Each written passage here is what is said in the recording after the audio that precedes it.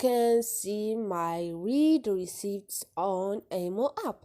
Hi guys, in this video I will show you how to choose who can see your read receipts on your Imo app easy and quick. So first thing, go to your Imo. Once you are here, click on your profile icon. Now all you need to do is click on settings, and now you have privacy tab there.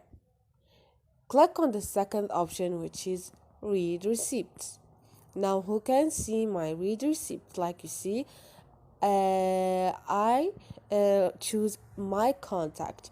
Choose if you want everyone to see it or just nobody, so to make it private.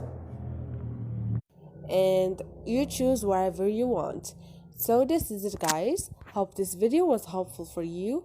If this video was helpful, don't forget to subscribe and like.